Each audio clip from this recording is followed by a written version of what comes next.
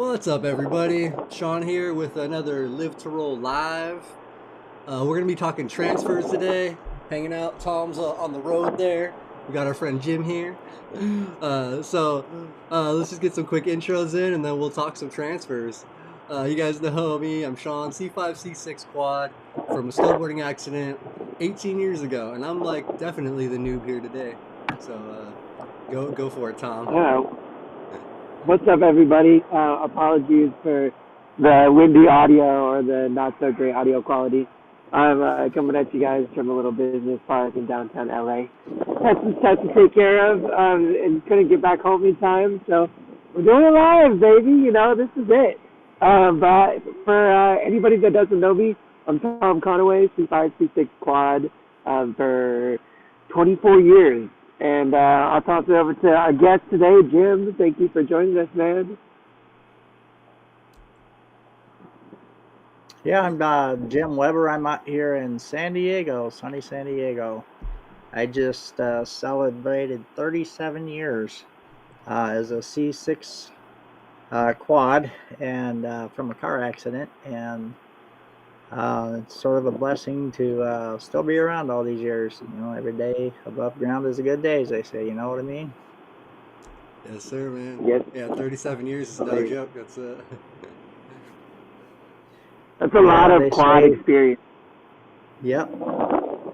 Yeah, and story just the first time I met Jim in person actually was I went down to San Diego for one of our Triumph Foundation Christmas parties. It was a few years ago, obviously before COVID. It was at a Christmas party, right? Yeah. And Jim came up to me, I was like, hey, I introduced myself, Shawn. He's like, oh yeah, I know. I'm Jim. He's like, I've actually seen your videos. He's like, I actually had learned your transfer from your video after not being able to transfer very well for a lot of years. And so it was just so cool to meet somebody in person that was part of our local community, part of the Triumph Foundation. And yeah, it was just really kind of cool to come full circle like that, just not having I don't know, it was really cool. So I've always it's always stuck out to me in my head, and every time it's just been cool. And yeah, it's nice to see Jim thriving out there and stuff. So he runs a support group out there in San Diego, does a bunch of stuff, helps out with Triumph, and just awesome part of the community. So yeah, just wanted to shout you out there, bro. Well, thanks. You're an accidental peer mentor. Even to us old folks, we're still learning. That's the whole thing, man. You're imparting your experiences, what works for you, to other people still learning. You're trying to do new things, and I'm getting older. I'm in my late 50s already, so I'm learning to do things differently. When old things start to hurt, you can't do it that way anymore, so you got to find different ways of doing things. So I love YouTube. I love hanging out with the spinal cord injury peers and seeing what they're doing. Maybe you guys have something that I could use, the way you do your transfers, drive a car, what have you. You're doing a very valuable thing here online, and I'm glad to be a part of that. And thanks for the invite. Yeah, for sure, man. Yeah, give a big shout out to Shawn for starting that initiative, 7 or so years ago when he decided to start making videos and posts, because, Jim is an awesome, amazing example of someone who benefited. But, I personally benefited from a lot of the information you've disseminated in your videos, and I know lots of other individuals out there have that as well. So also, big props to Shawn, man. Really appreciate you for starting Live to Roll and, posting all this content, making it all, because it is a lot of work and a lot of effort, but it's very meaningful, man. So we appreciate it. Thanks, guys. Appreciate that. That's cool. So we're talking transfers today, right? All kinds of transfers. Yeah. What kinds of different transfers are out there? Our personal experiences with transferring. Is there any particular place you wanted to start, Shawn? Yeah, I mean, definitely, because like you were saying, there's all kinds of different techniques and stuff and styles, and that's why I initially posted mine, was because it was kind of weird and unique, and wasn't as normally taught in rehabs and stuff.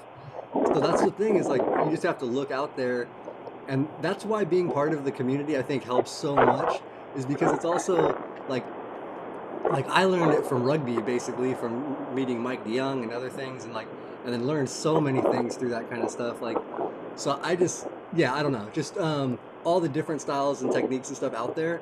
There's going to be something that might work for you. I mean, obviously, if you are way low functioning, then maybe not. But there's also good assisted transfer videos out there and stuff, so you don't have to maybe have a hoarder lift and things like that. So all kinds of stuff to learn from. Um, so we'll You can talk also mostly quad utilize transfer. What's up? more than one technique. I said you can also utilize more than one technique. Like I use the oil lift Right. to transfer with assistance from like my bed to my shower chair, but I just do a regular weight shifting transfer to get from my bed to my chair. So there's lots of ways you can implement different kinds of transfers into your routine and into your care. So that's why it's important to be aware of different ways you can move yourself because mobility is really important outside of your chair as well. And like Jim said too, as you age and things, you like things start to hurt. You start to lose maybe a little bit more function and mobility and things like that. You might get some shoulder pain and stuff. So you might have to adapt and change the way you do things. Because so Tom, me and you are similar level, just like Bobby and stuff too. That's normally here. But I think all three of us do it differently. And then Jim, I've actually, do you do? I know you do the elbow style transfer.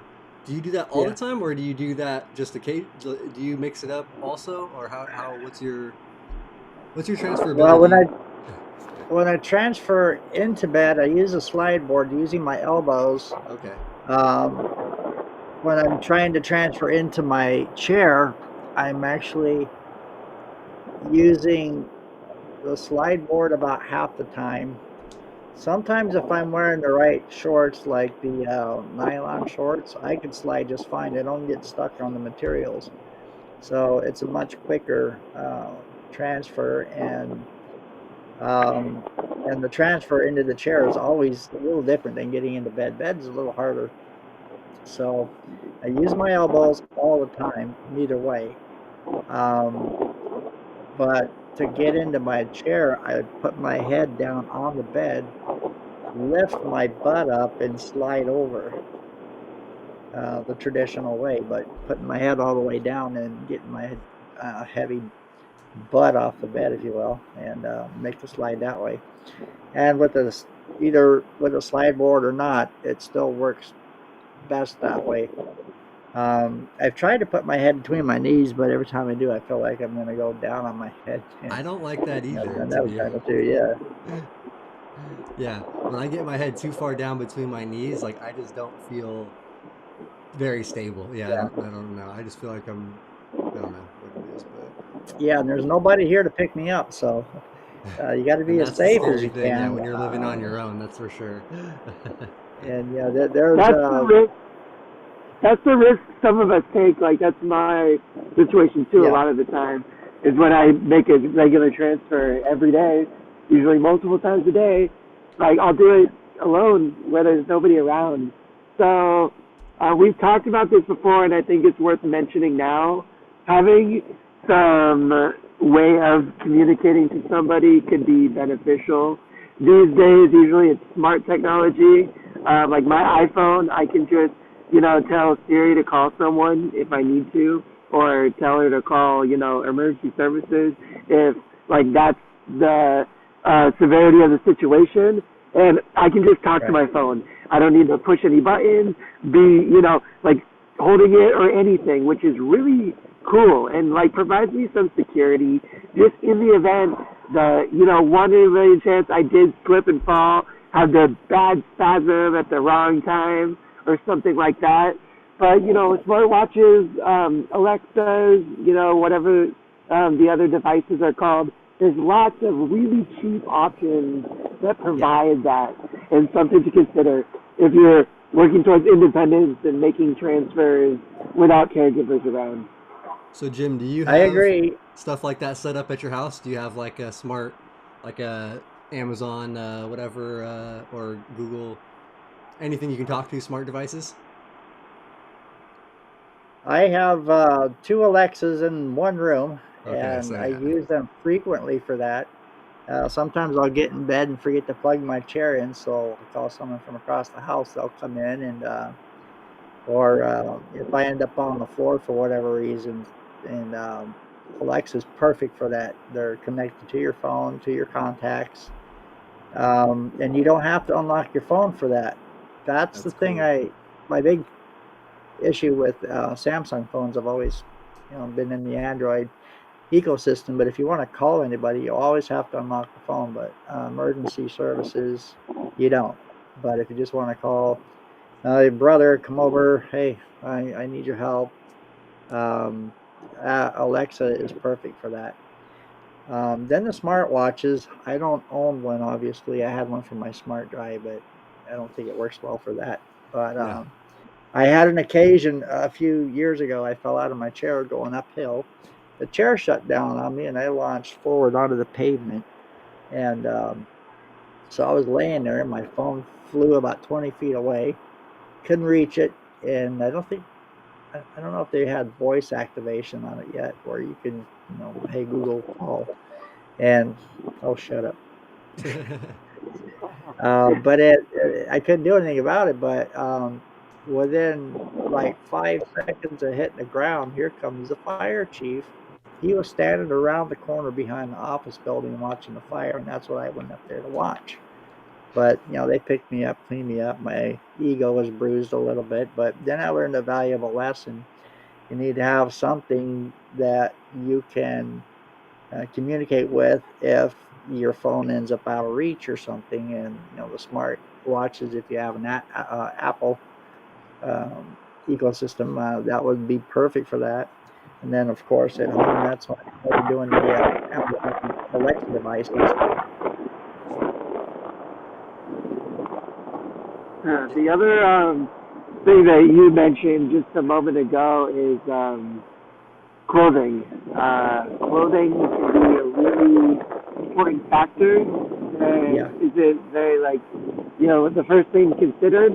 But, especially when you're starting out doing independent transfers early on, you want to always make sure you have some kind of like sweats or shorts or pants with slippery material, nylon, whatever it may be, sweatpants, like athletic shorts, are really great for guys.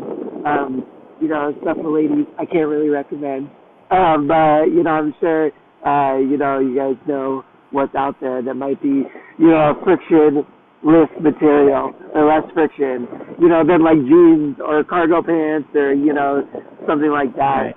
But it can be super, super important and a game changer when you're sliding, especially if you're using assistive devices like sliding boards. It just can be a world of difference and assistance when you can slip and slide a little easier.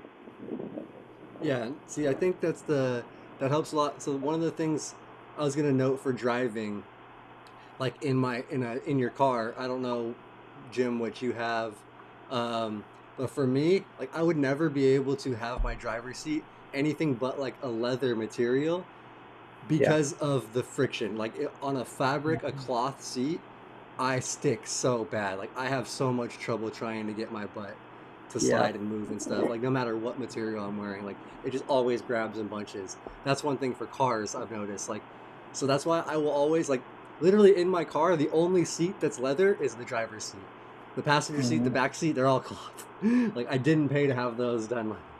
But my seat Yeah. where I have to slide and I need that frictionless, like smoother surface, like I had to get that. So that's just another tip, like for driving especially, or even transferring to couches and stuff. Like I probably won't get into a couch if it's a fabric.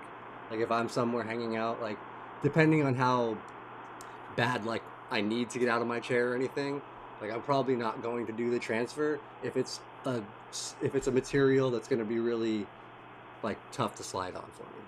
So Yeah. yeah, it, My car ended up coming, or my van rather, it came with cloth seats, and Other than going to maybe a wrecking yard, getting different seats, I'm kind of stuck with those. So I'm going to pull the seat out and drive from the seat of my power chair. Okay. Much easier. Because transferring at my age, it becomes a problem because it's a safety issue. Um, I was with a friend here recently. He's a C7 quad. He has all his triceps. I have none.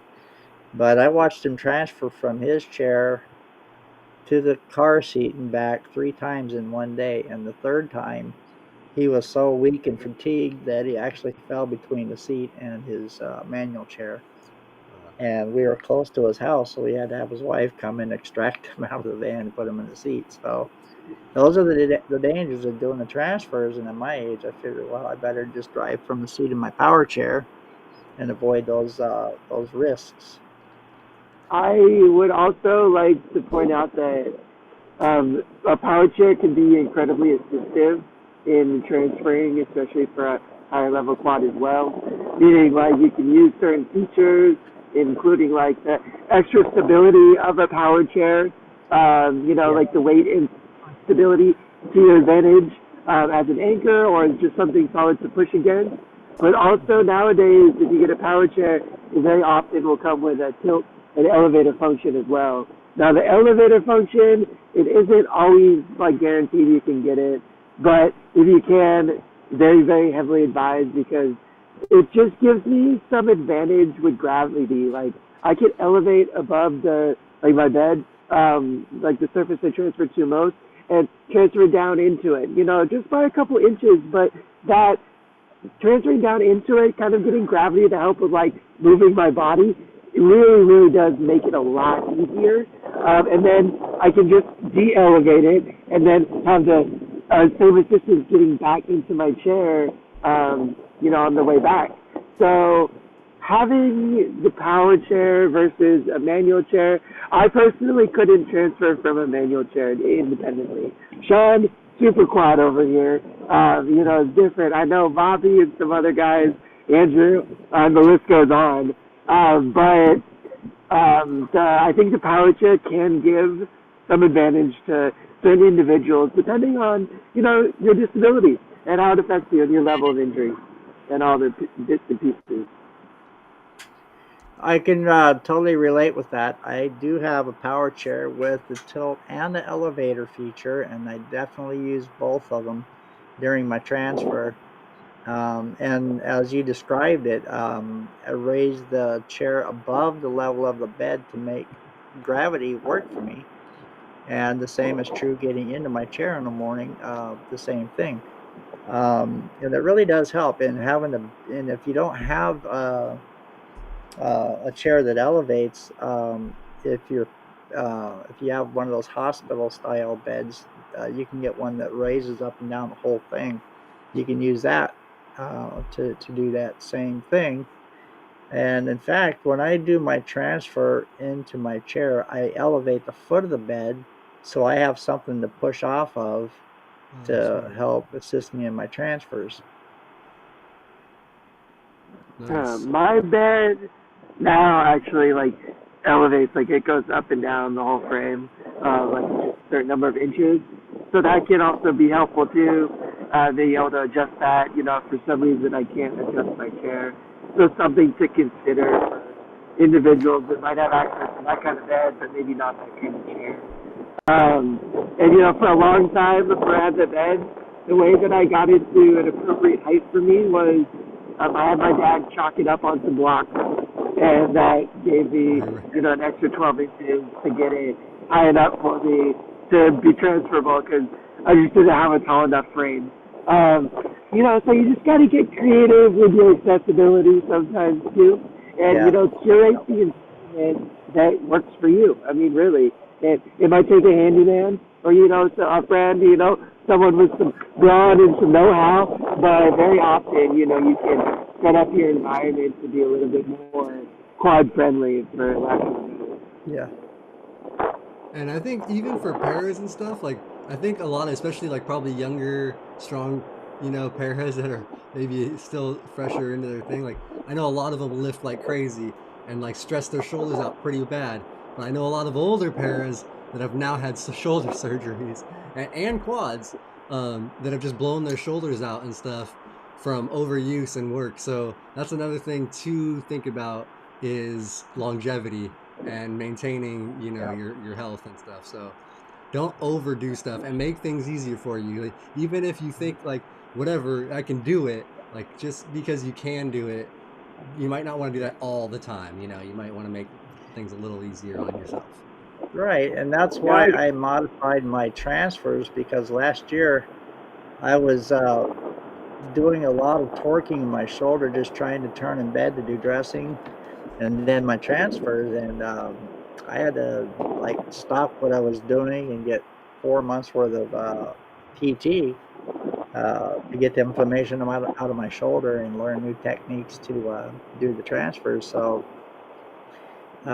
sometimes you just have to modify what you're doing to save your shoulders. Thank God I didn't have to get surgery or anything, but um, I could barely move my arm and I'd be jumping through the ceiling. And well, it's better now, but definitely got to rethink things sometimes. Yeah, no, that's uh, for sure. it's important to, it's just like what Shawn said, to give you longevity. It's incredible skill to have, and also use liberally. You don't want to, use up, overuse your tendons and your muscles and your shoulders, too much when you could, maybe get longer use out of them if you just balance the transfers and the kind of stuff that you're doing with other kinds of transfers, assisted, or um, work on your styles and stuff. But I have a question for Jim. How long after your injury did you start transferring independently? Hmm. 15 years. When you That's a lot. think like you're a C5, um, I I'm a classified as a C5, 6, 7. I have zero functionality at C7. I don't know where they get that from. I function pretty much at a C6 now, but earlier in my first few years, I was at a C5 level strength wise, so I always had to have help. And so I went to Hawaii for a couple of months to stay with my brother, and he works at ungodly hours. So I figured one day I got to learn how to get out of bed on my own so I don't have to wait till noon for him to come home. So I attempted to get into bed, I'm sorry, to get into my chair. And I ended up laying on my stomach on the seat of my chair. How was the transfer gone really bad? And my two teenage nephews are upstairs, and they struggled for like a half an hour to get me back up on the bed. And that was probably 160 pounds worth of me. And so the second time I tried it, I thought it through a little better, and I made it. And I had the confidence to continue doing it even after I came back home. And so I've been doing those ever since, and that's probably since the year 2000. And now my mom, she was helping me periodically, and she would help me get into bed because that was always a hard one.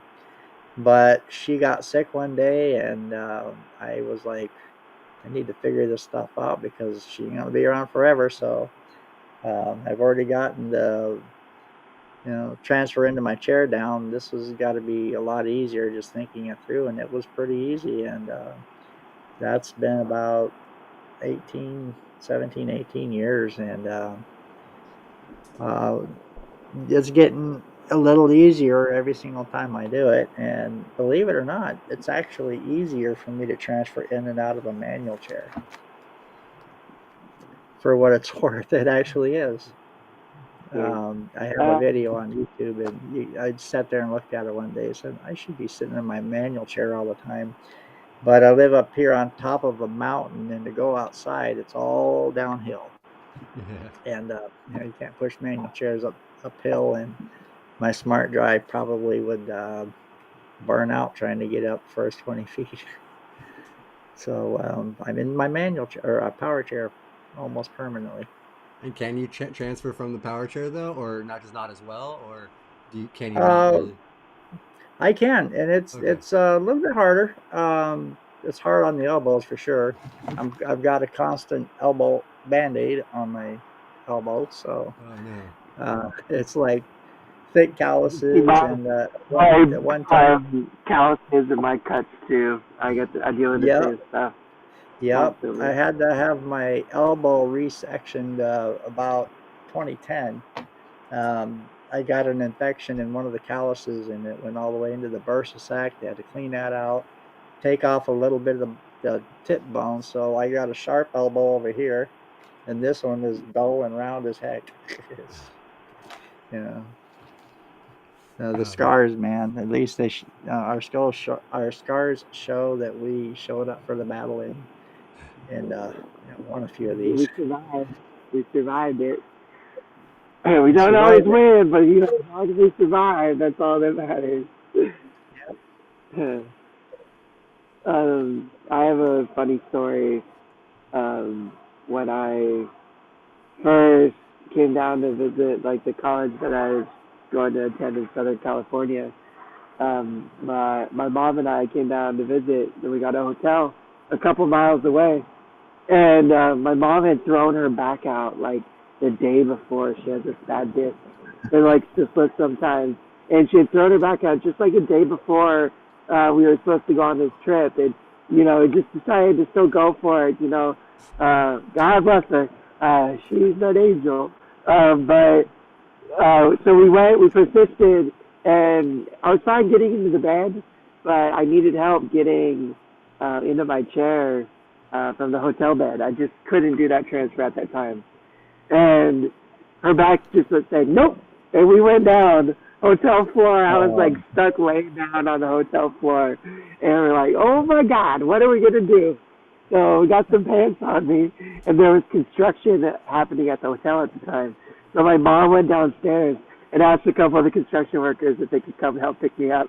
And two guys came on up and picked my ass up and got me in my chair. It was pretty funny. Uh, but I just wanted to tell that funny transfer yeah, story while I was thinking about it. But the point is, sometimes you do fall.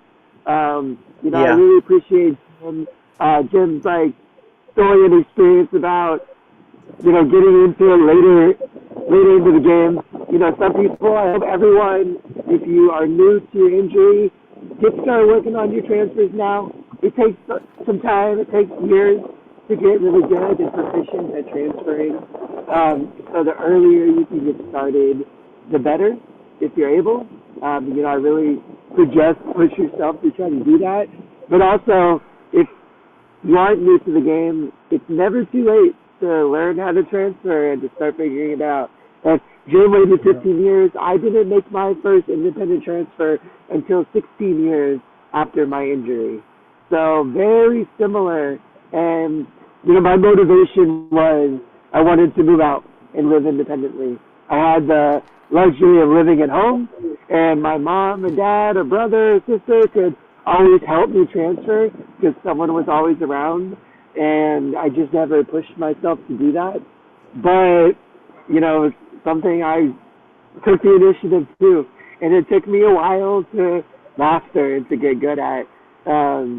But I always want to point out it's never ever ever too late to yeah. push yourself and reach for that independence if that is your desired goal. So Tom, how long did it take you to actually learn your transfer and to the point where you were like confident you're gonna do it on your own without somebody there? I was transferring on my own probably like a year after. Those first few months, it was some nights I would just be like frustrated and get assistance. Some nights I would make it. I remember the first time I transferred, I would just like, it was like a centimeter at a time. Push, push, push a little bit, push a little bit, Yeah. take a break, push a little bit. With my mom and dad like sitting right in front of me like, are you sure we can't help you out? I'm like, no, back off. Leave me be. I got to do this.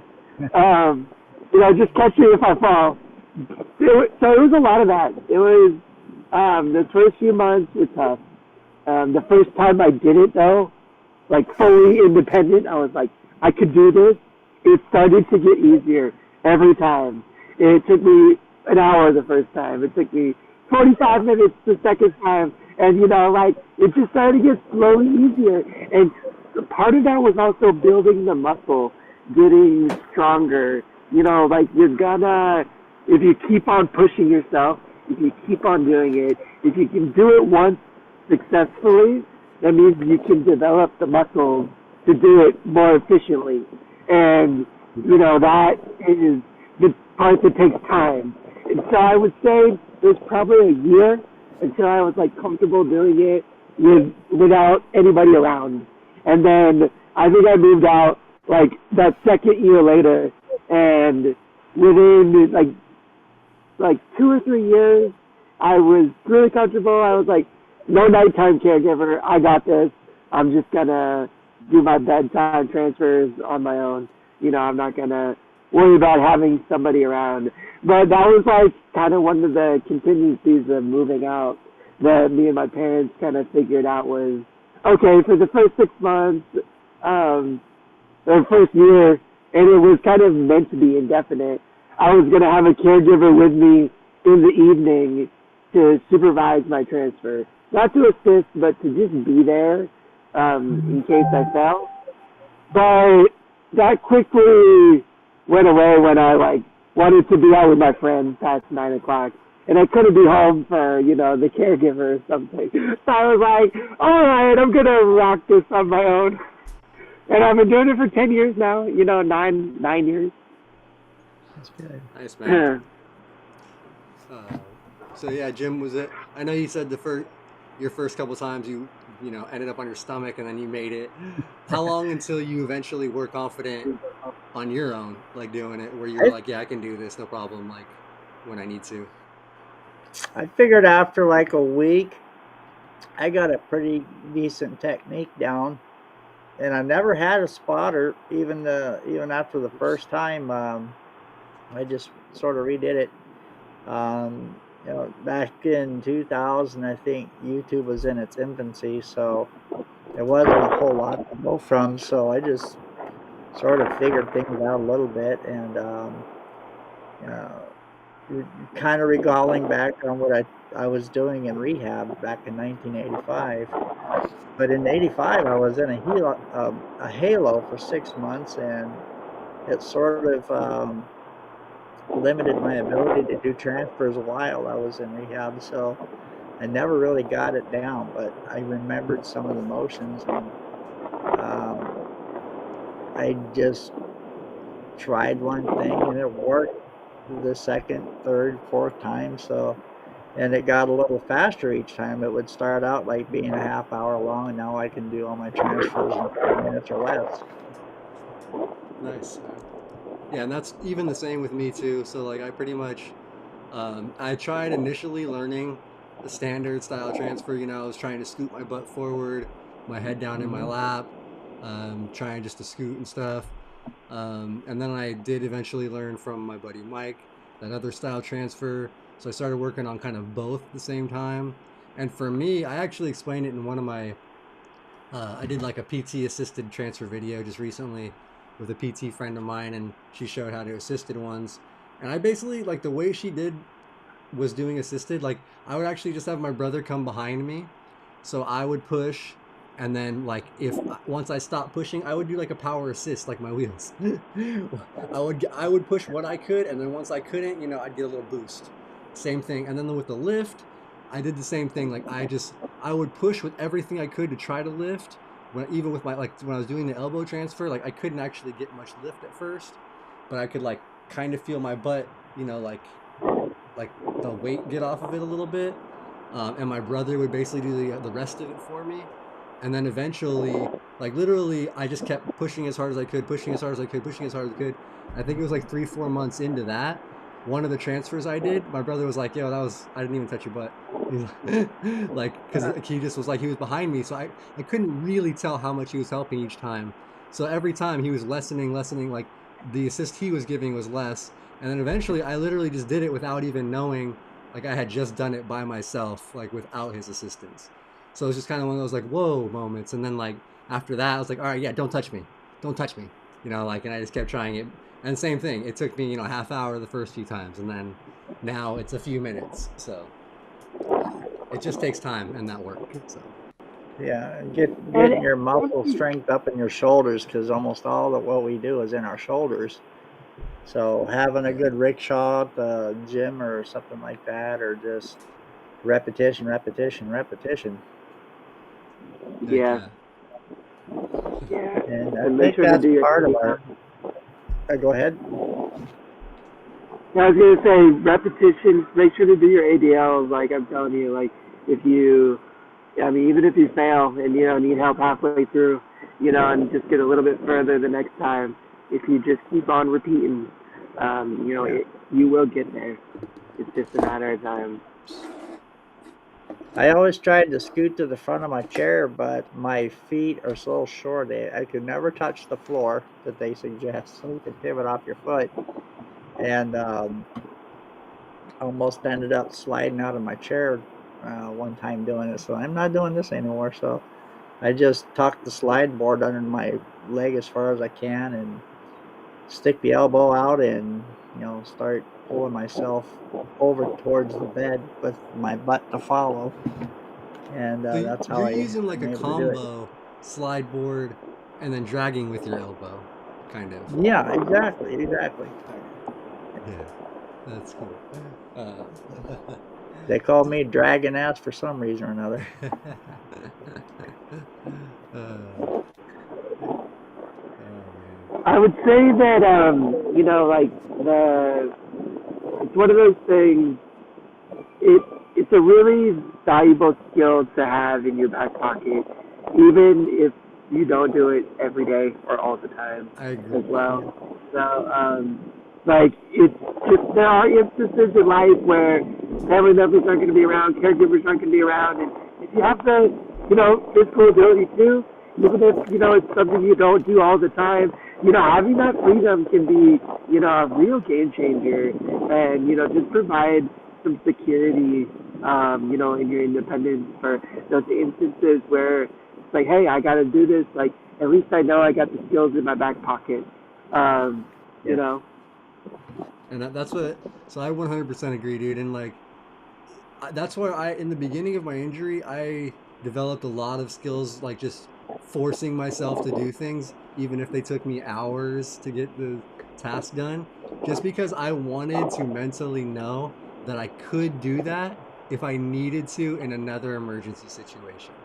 So like yeah, that was just one of those things, and like and nowadays, like I'm not gonna do a lot of those things all the time. Like like I don't want to do those things that are gonna take me an hour to do, somebody else I can get to do in a matter of minutes. Like, but I am glad that I taught myself that skill, and I worked my ass off to do it, just because it's that knowing in the back of your mind that you can in the situation if you need to is just it's a lot it's comforting, like you don't have that anxiety, that stress of like, if I'm in this situation I'm gonna be screwed, like, so Right. yeah.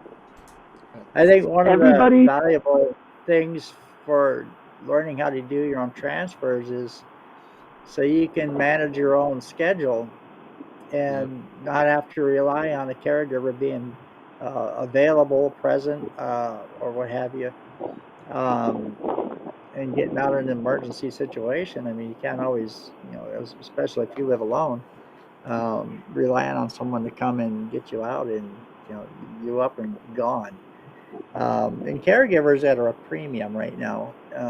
It's very difficult to find a good caregiver that can do nights or whatever, and so being as independent as possible through doing your own transfers, and trying to do them safely and everything. It's probably the best thing to do. And I'm peer mentoring a couple of guys right now that are just at the stage now where they can start doing their own transfers, but they have to come up with the courage to do it.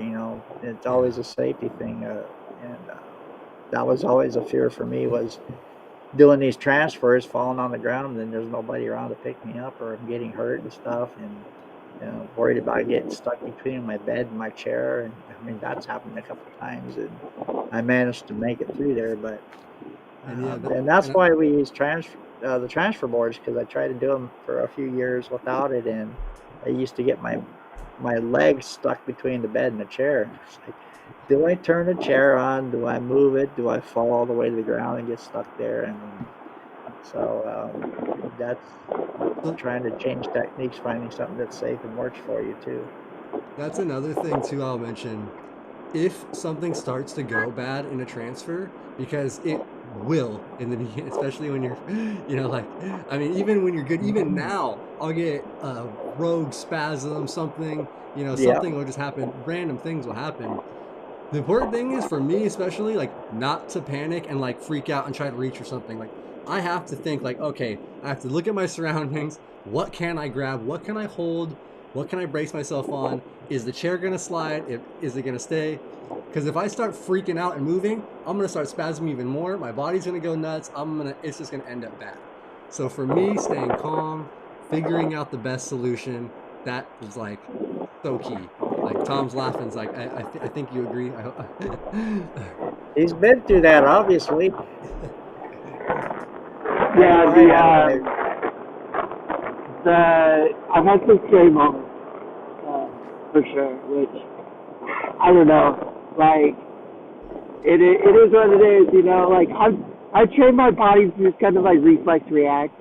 The stairs has been like when my butt kind of starts to slip forward.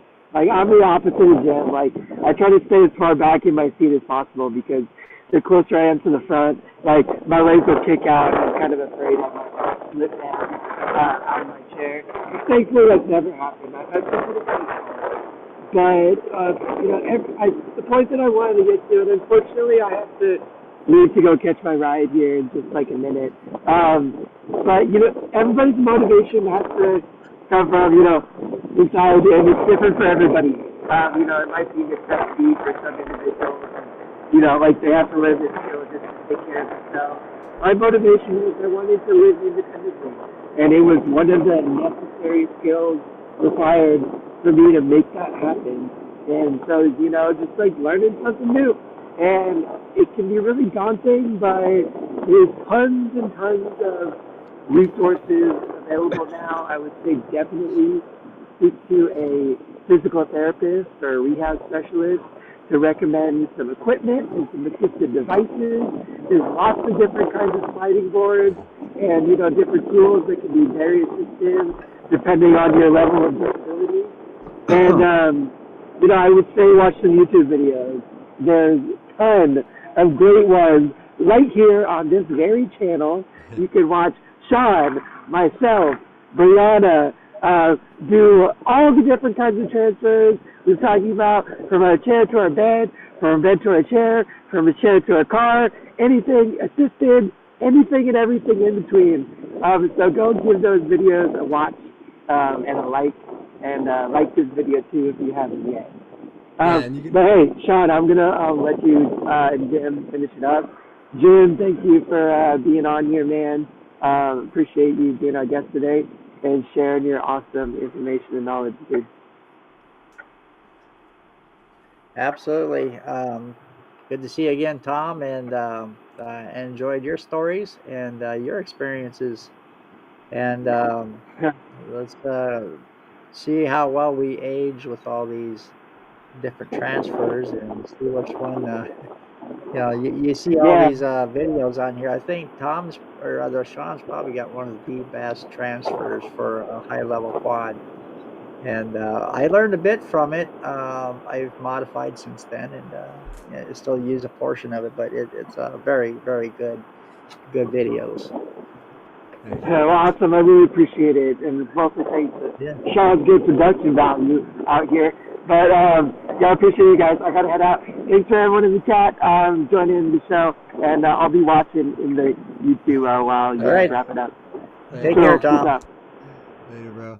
All right. So yeah, it's just gonna be me and Jim now. So Jim, I don't know what you think. I did set it up here so I could do a live transfer. I posted I might do that on here. I don't know what the Okay. audience thinks or what.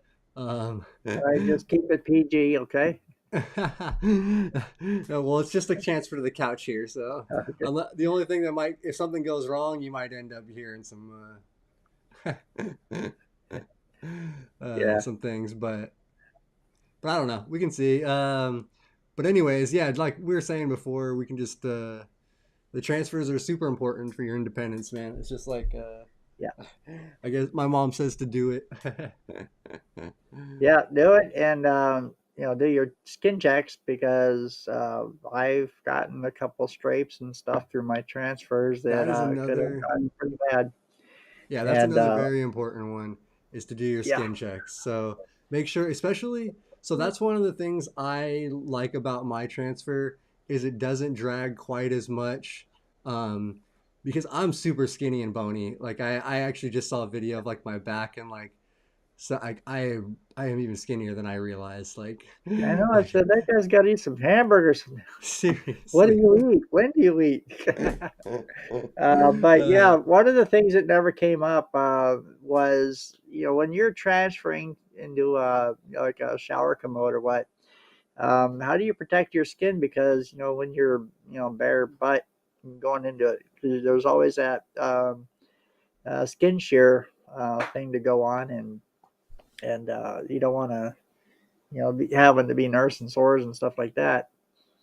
Um, that's when I need full assist into the shower chair because mine has the hole in the center of it, and trying to transfer to that by myself, I always get a hip stuck, and then I'm permanently stuck without help. so I personally, that's the one transfer I can't do and don't do is my shower transfer, and that's for a couple reasons. One, because I don't have an accessible shower. I have a tub. There's like a straight up tub, and I actually am just doing Okay. like a video to kind of show how I like possibly do that. I'm just trying to figure out how to best do that. But anyways, I have to transfer because I don't have an accessible bathroom. I transfer to a shop like a commode seat that I have Uh-huh. built, like a bench over the toilet, and then from there I have to get transferred into my shower chair. So yeah, it's like a whole thing. But anyways, I guess we're getting more people, and I got a couple people that said to go for the transfer. So I guess I'll just do a live All right. transfer. You can, I'll put the mic over here so you can maybe hear me better. But Okay. Jim, you can kind of be the commentator, and All right. I got these couple angles, so we'll see how that looks for this couch over here. All right.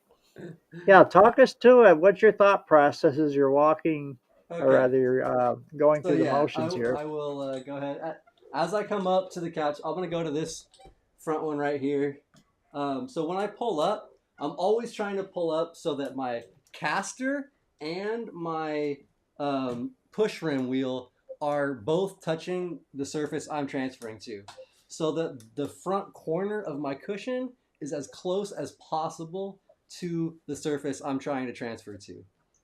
So like I'm right up against to the couch here, lock the brakes, I'm good. Now next thing I do is take the feet off, which for me always fires off some spasms. So just kind of got to ride that out a little bit. Cool. Next one.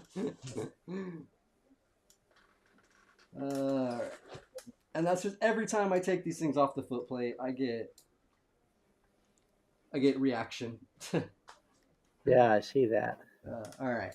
So now once they kind of settle, they're down. They kind of dangle, even being 6'1". On my chair, they still don't quite reach the floor. They're like an inch off the ground. So when I lean Oh forward, my. they do touch. I'm gonna. Oh, we got a special guest here, Lewis. Our friend Lewis here, who's been on the show, a walking para.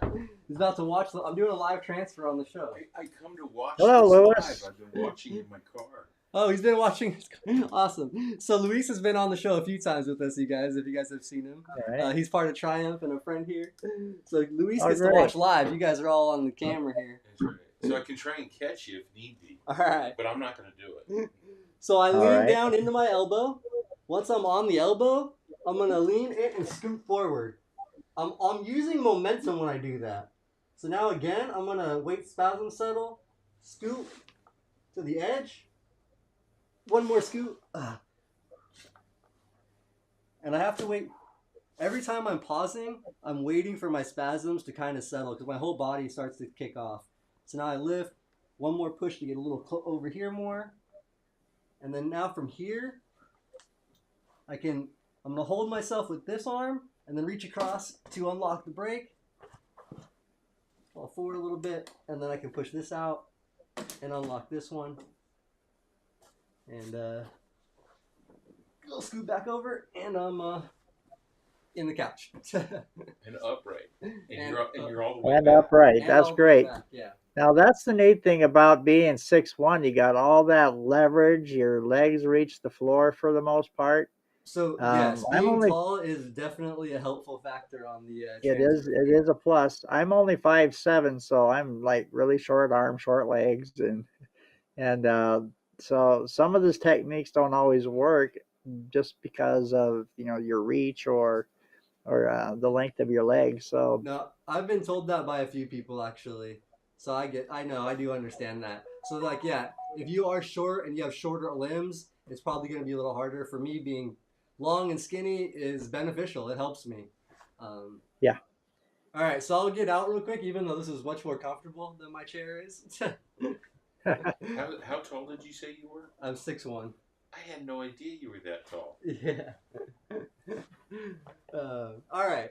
So to get out here, I'm always using leverage. So like I lean under my legs and I kind of pull myself forward, and then even now, and then I lean on my elbow here, and I'm gonna kick my leg out to the side a little bit because I'm gonna try to make more room for my chair here.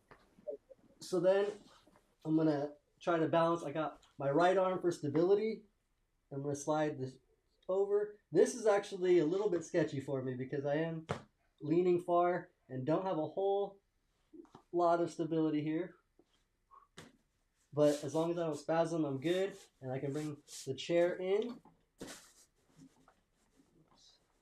Now once I get the chair close to get here, I'm gonna lock the inside. Whoops. If I can. Lock the inside brake. Gotta kind of like hit it a little bit because I don't have a lot of strength on that. So now once I got that one, I'm actually gonna lean forward and scoot a little bit. And now I can pull the chair all the way in to where that front caster is touching again. Before my leg was in the way a little bit. So now I got it all the way, same point again. This wheel and caster both touching the couch. And I'm gonna lean on my elbow. I'm gonna push and slide. Let spasms settle a little bit. I'm always keeping a point of contact for balance as well. So I always have something to stabilize myself. So now I'm going to lift my lead leg up to the foot plate. I think Tom's calling in on that. Okay, so now I got both for lead leg on and the other leg next to it. And I'm going to scoot a little bit. Push myself up. Again, waiting for spasms. Now I'm going to adjust my shorts because I don't want to get them all bunched up, and every transfer they start to get more wedgied and bunched up. So I try to pull them out a little bit. And then I'm going to reach under, kind of trying to move my leg bag also so I don't lean on it, push it up. And then get the arm. Again, long limbs, I can reach across and get to my other leg. So I actually have my hand out the other side here. And I can push. And then I can adjust my elbow forward here. So now I have a little more space. And I'm in a good position. My butt is all the way against the cushion already. And I'm gonna do this in one motion. I'm leaning head down for momentum, lifting with my shoulder, and then leaning into this left elbow. So swing and over. And back in. One motion. And there's no drag. So it's just a nice clean swoop in. Right? No drag, Luis, on my butt No touch? drag at all. Actually, I was waiting to see because you went right over the hand rim, the wheel, and the guard. Yeah. Without any problem. See, so that's pretty much it. And then yeah, I just tuck my feet up. Still have to wait for spasms to settle and kind of adjust shorts here again. All right. Nicely done. Thank you. Let's Luis, if you want, you can take a seat right there I'm now. gonna steal your seat. Oh, Jim is the one calling back in. I guess we lost Jim. My bad. Hey, Jim. Sorry, man. I was transferring. I couldn't get you back on there. Yeah, I think my VPN took a nap on me.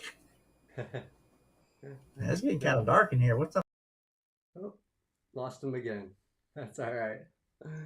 With those long, stretchy arms, I am like Inspector Gadget, Ben. Yeah.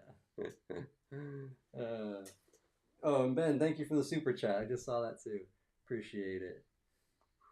Man, it is getting warm in here too. Better get the AC on once this is my chair would scoot and I'm on the floor. So yeah, that's another thing, Peter. You have to make sure you have good brakes. Oh, Jim's there again. Brakes are super key. And another thing, like make sure you have air in your tires. So, if the brakes work. So I'm back. important things. Yeah, Jim, sorry, man. We got you back. That's all right. Hey, Jim. You know Jim Weber, right? From I San know Diego? Jim well. Yeah, okay, cool. Yes. I've been That's to a Jim's long house. way to my house, isn't it? Yeah, awesome. Here, let me switch. Let me do this real quick. Hold on. I can. Let's go here, and then we're gonna drop that one and add. Oh wait, that was the wrong. Oh no. That's what I did. Bam! Now we're all there. All right. Sweet. And you guys even get the view of what I'm doing here on the edit. Nice. But yeah, so that was a transfer, guys. That was my transfer. It's definitely a little bit different than your standard transfer. So yeah. Oh, Olivia says Luis, but she spells your name Luis. Luis. But yeah. So yeah, that is it, guys. I don't know if you guys have any other questions or want to let me know. Message. Air Wings. Thanks, man. Yeah.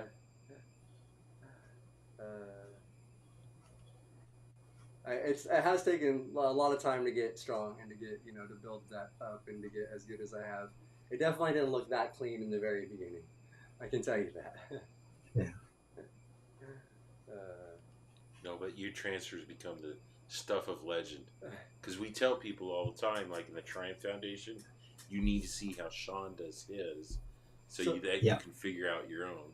Yeah, and it's so the guy I actually learned from, Mike DeYoung, who I play rugby with, and he's actually stronger than I am.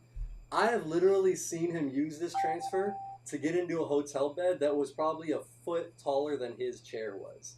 Like I can't do that transfer for sure, but he somehow balanced his elbow on the corner of that bed and like popped himself up on there. It was seriously incredible. Mike's what, a C6? He has a little more back and shoulder than I do. Yeah, but I mean we're similar function. He just got more, and that makes a big difference. You like little muscles in your back and things, and just strengthening those if you can, like working those out. You might not be working those out all the time, so it can really help. That's the thing with Mike too. Mike works out constantly. Oh yeah, he's a beast. Another thing about our friend Mike I'm talking about, he actually just made the USA low point rugby team. So he's actually on. They made low point rugby is like the lower functioning players, and he made the USA team though. It's a new thing. The Paralympics I think is next, whatever in 2024 is going to be actually I think the first year they're doing it. Nice. So, something cool. Yeah. Anyways, so shout out Mike. I'm still not eligible. No. Jim, when are we going to see you in rugby?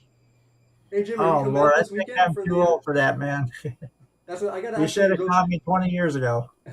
Yeah. Are you coming up this weekend though for the sports festival?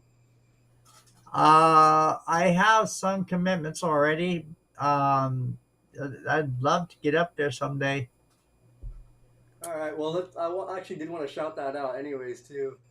This weekend, for anybody in the Southern California area, Triumph Foundation is having its annual sports festival. It's both Saturday and Sunday this weekend, and it's free, lunch provided, everything. And there's literally any sport you want to try, from rugby, basketball, to even scuba diving. But scuba diving, you have to register beforehand because there's waivers and a bunch of stuff to fill out. But everything besides scuba, you can just show up and do, even archery and stuff. WCMX. WCMX. They'll have the skate park stuff. Like, they'll literally put you in a chair and throw you in the skate park if you want. And not unsafe. They'll have somebody behind you so you're not like flipping or anything. Oh my gosh, I hate And where is this located? that. This is in Santa Clarita. So it's kind of far near Magic Mountain for people that might not know. Magic Mountain, Valencia area. So it is kind of far for some people. It is like north of LA. But it's worth coming out. It's a free event, so I mean, you can literally come up if you're coming from far and are willing to put up the money for a hotel for the night. You can come for both days. It's a whole weekend thing, and it doesn't cost you anything to be there. So, any money travel is just, I don't know. For most people, the sports complex that we're holding this at in Santa Clarita, it's not far from Interstate 5. Right. So anywhere up and down California, down the 15 and across, if you're coming from Nevada, out the 10 from Arizona, we get a lot of people from other places that do come out. So yeah, so that's what it would be cool if people want to come out. Now it's probably closed because it's this weekend, but maybe next year. We do it every year, last weekend of April every year. So yeah, that's a spring event. We also have a fall event that's near the same thing at the Rose Bowl is our fall event. Yeah, and then we do have one at fall in Pasadena at the Rose Bowl. Yeah. So that's only a one day, but still awesome. And really cool. But yeah, Sarab, sorry you can't make it, man. That's hopefully see you soon. Yeah. But anyways, Jim, anything else if you want to add on transfers, man? Sorry, I got off topic with the sports stuff. No, if strength is an issue, and you can't find a really good, decent wheelchair accessible gym, late last year, Planet Fitness mentioned that they were going to start installing wheelchair accessible equipment in all of their gyms. So you can check those out, and I think some of the YMCA's may be accessible as well. So yeah, I did see that on the Planet Fitness stuff, which is super cool. I did see that, and I've actually worked out at Planet Fitness with a buddy. I did. And I don't even he has a membership and just takes me anytime he's comes around. And he's a higher functioning quad. I play rugby with. But yeah, it's awesome, dude. They have a bunch of cool stuff. Do you know about May 3rd? I don't think so. For those of you that don't know, Aaron Fotheringham has a new toy coming out with Mattel. It's a remote control wheelchair, and they're going to be debuting it at the Mattel headquarters here in Los Angeles, May 3rd. Interesting. Aaron will be jumping. Triumph will be there. SoCal WCMX will be there, and it'll be May 3rd. Okay, so that's interesting. Yeah, May 3rd. If any of you guys don't know, Aaron Wheels Fotheringham, I mean, I feel like everybody knows him at this point. He was literally just on ABC on America's Got Talent Extreme and almost won. So I feel like most people know him now. But yeah, that's awesome. He's getting an RC little remote controlled wheelchair. That's a cool toy for disability stuff. That's another cool. First 50 people to show up get one. Oh, first 50 people get one free apparently. So hey, May 3rd, if anybody's coming out to LA. Mattel headquarters. I might show up there, so I actually might go do that. It'd be kind of cool to watch in person. I've never seen him do one of those big jumps in person. That's killer, man. That guy is just one of a kind. Man, did you see? I just saw on his Instagram he did a double backflip. He just landed, like in a Walmart parking lot on a super jump, on one of those super ramps. Like literally landed clean too, double backflip in the wheelchair. Oh Insane. man, that is insane, man. It really is, though. Oh man, Oh man. All yeah, right. that's some I guess extreme dude, man. we can start to wrap up the show now. We're kind of just talking about cool stuff in life and whatever. But if anybody has any transfer questions or anything, feel free to reach out. Are trying to do more and more videos on the channel. You can check out Jim's channel. He has his transfers too, and others. Honestly, there's so many on the internet. Just look them up. But I am trying to get more of like our friends, a whole bunch of different quad and para transfers, so people can just get like a whole variety of techniques and things to check out and stuff. Um, but yeah, anybody feel free to reach out. I'm sure even Jim is open to it. On Facebook, Instagram, reach out. You know, he's also in San Diego as a peer mentor and doing all kinds of stuff in the community. So I'm sure he's willing to help. Also, check out Jim's photography work. Oh, He's got some great stuff. I'll have to link that into the description. My bad, Jim. Yeah. I got you though. All right. Yeah, I got more links that are available if you ever need any of those to include here. Yeah, if you want after Definitely. this, send me all your links right now, and I'll make sure I drop them into the Okay, description. I will. So yeah, awesome. If you guys Yeah, want to check that stuff out, for sure, look at them. yeah, I do photography, and the newest thing is I acquired a drone, so I'm out flying drones and getting to learn that thing, and just another aspect of my photography work. And you can do it with these, quad paws. You can do all kinds of cool stuff. Nice. Yeah, I think that's the picture I used was you with your drone remote. I think wasn't Yeah, I was flying my drone for the first time. it? That's awesome. Yeah, dude, I got to get a better setup for mine. That's the thing is like I don't have a great setup for my remote to fly. It's hard to do it, but yeah, it's cool, Yeah. man. This stuff's fun. I just got a drone as well, but I haven't even flown mine yet. So we need to get like Shawn and I together with you, Jim, so you can give us Yeah. some pointers. Seriously. Yeah, it's not a difficult learning curve though. If you played video games at all, Especially this with the should be DJIs, because like you can let go. I don't know if Lewis is a DJI, but if you let go of yours, does it just hover and chill? It'll hover, yeah. Okay, yeah. Yeah. So that's the thing with me is like Yeah. like if I had to keep total control the whole time, I would probably be a mess. But as long as I can let go for a minute and just let it chill, and then go back, like Yeah, The one I and got is a kind of a mid-range Holy Stone. nice. okay.